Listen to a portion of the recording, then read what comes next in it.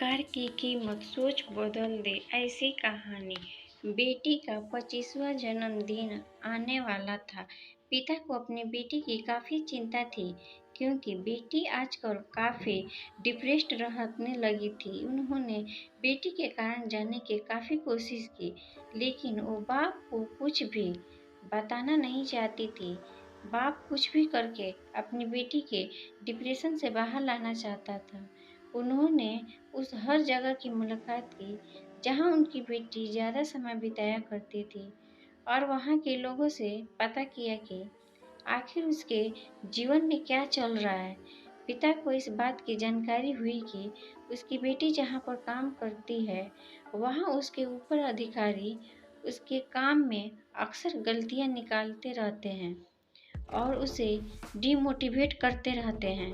पिता होने के नाते अपनी बेटी की ऐसी दशा देखकर उन्हें बहुत दुख हुआ, लेकिन उन्होंने ठान लिया कि वह अपनी बेटी की परिस्थितियों को बदल कर रहेगा।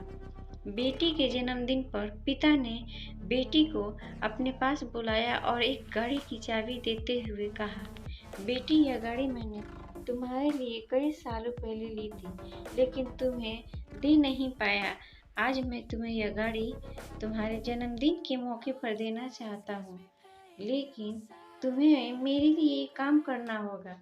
बेटी ने पिता की बात मानते हुए कहा कि बोलिए, मुझे क्या करना है। पिता ने बेटी से कहा कि इस गाड़ी को लो और इसे भंगार वाले के पास जाकर इसकी कीमत पता कराओ।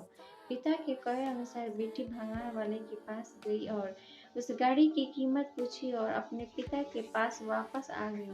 पिता के पूछने पर बेटी ने उन्हें बताया कि भंगार वाले के मुताबिक यह गाड़ी काफी पुरानी है और कई जगह से जंग खा चुकी है, इसलिए वह इससे 10,000 देगा। फिर पिता ने बेटी से कहा, अब तुम इस गाड़ी को सेकेंड हैंड गाड़ी की दुकान पर लेकर जाओ और इसकी कीमत पता करके आओ। बेटी ने वैसा ही किया और वह सेकेंड हैंड गाड़ियों की दुकान पर जाकर उस गाड़ी की कीमत पता करके वापस आई। बेटी ने खुश होकर पिता से कहा, दुकान के मालिक ने इसे गाड़ी की बदले में 100,000 ऑफर किए। पिता थोड़ा सा मुस्कुराए और बेटी से बोले, बहुत अच्छे, एक आखिरी बात, इस गाड़ी को विंटेज गाड़ियों के क्लब में ले जाओ और वहां से इसकी कीमत पता करके आओ। बेटी भी अब उत्साहित थी यह जानने के लिए कि इस गाड़ी की कीमत वहां पर कितनी अंकित की जाएगी। कार क्लब से वापस लौटी बेटी आश्चर्यचकित थी। वह आते ही अपने पिता से बोली, पिताजी, यह कितनी आश्चर्य की बात है कि जिस गाड़ी को भंगार वाला 10,000 का बोल रहा था, उसी गाड़ी को खरीदने के लिए कार क्लब में लोग बोलियां लगाने के लिए तैयार थे। उनके हिसाब से यह गाड़ी काफी विंटेज है और रेयर है। यह तो इसके लिए 30-40 लाख तक देने को तैयार हो गए थे। पिता ने अपनी बेटी के कंधे पर हाथ रखा और बोला, बेटी, यही सब हम मनुष्य के साथ भी होता है। अगर हम गलत जगह पर होते हैं तो हमारी कीमत कम अंकित की जाती है।